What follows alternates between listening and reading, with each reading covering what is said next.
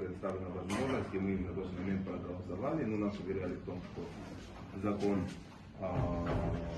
абсолютно продуман и будет работать, и не будет никаких проблем в правоприменительной практике. Мы с вами проголосовали тогда за это. Вот. Опять же, если помните, закон изначально должен был вступить в силу в июне, да, если мне память не изменяет.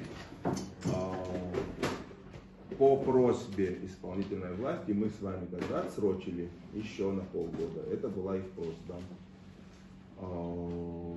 До, получается, 1 октября, потому что тогда признали объективно, что по некоторым вопросам все еще не готовы и могут быть проблемы в правоприменительной практике. 1 октября наступило, закон вступил в силу, и ситуация показала, что несмотря на ту огромную работу, которая на самом деле проведена, есть все-таки немало еще вопросов, немало проблем.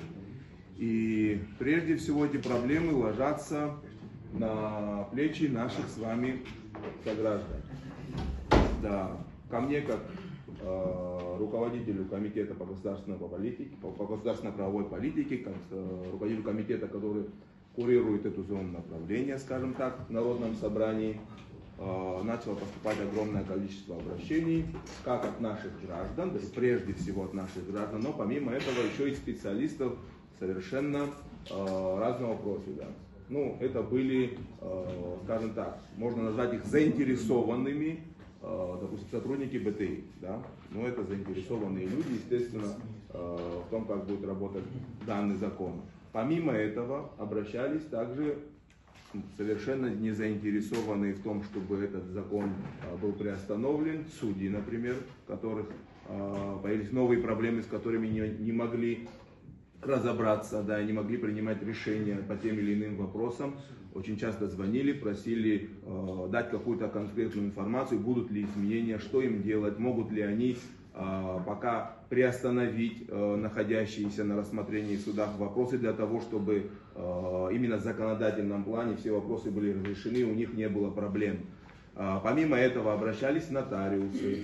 Здесь, если вы помните, также и по их обращению вместе с представителями исполнительной власти, здесь мы все собрались, я хотел прийти к какому-то общему решению. И казалось на тот момент, что мы к общему решению пришли. Мы расходились отсюда, я даже дал интервью тогда журналистам о том, что вот мы ждем в ближайшее время проект нового закона по внесению изменений, соответственно, уже действующий закон. Но, к сожалению, что-то пошло не так, проект так сюда и не поступил. Но, как вы понимаете, жалобы поступать не перестали. Я ждал более 1,5 месяца, предупреждал правительство также, членов правительства, руководителя кадастровой палаты. Сегодня я пришел к выводу о том, что, наверное, все-таки стоит отсрочить вступление его в силу, и был зарегистрирован данный законопроект. Сейчас, я слышу, многие говорят о том, что если мы примем это решение, мы останавливаем реформу.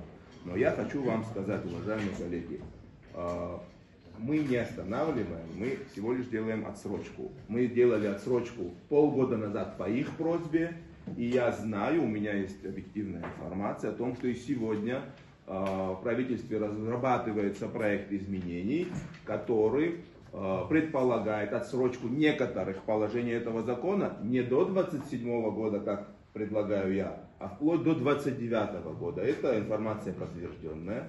То есть я хочу сказать, что там тоже понимают, что есть определенные проблемы, с которыми нужно бороться, и которые надо решить, и которых не получится решить с наскоку. Там понимают. И мы это с вами понимаем. И я поэтому хочу, честно говоря, больше, чтобы мы помогли им. Здесь, в данном проекте, во-первых, помимо того, что мы переносим вступление в силу на 1 июля 2027 года, да, помимо этого мы еще и предлагаем им определенные сроки, в которых они предоставят нам свой проект изменений, который мы, естественно, рассмотрим. И я, честно говоря, убежден, что мы его рассмотрим в положительном ключе, если, естественно, нам объяснят, что все будет работать. потому что кадастровая палата необходима, закон о кадастре недвижимости необходим, мы не можем оставаться, я уже как-то говорю, там, в 20 веке в наше время, мы должны идти в ногу со временем. Проблемы, которые создаются, они должны быть решены. Я просто хочу, чтобы это решалось не за счет проблем нашего населения. Сейчас есть возможность ту же базу, которую сегодня еще полно не обладает кадастровая палата, в течение этого времени можно ее дособирать, можно изучить, какие еще есть проблемы. Вот эти 2 месяца, они показали, какие проблемы есть в сфере закона о кадастре недвижимости. И все, это был для меня, это был тестовый режим, теперь я так на него смотрю. Теперь, когда они уже определились, в чем проблема, они могут разработать некоторые вещи, подготовить проекты внесения изменений в законодательство, подготовить свои нормативно-правовые акты внутренние уже, подзаконные, для того, чтобы мы с вами смогли вступить в эру закона о кадастре недвижимости, в эру кадастровой палаты уже безболезненно.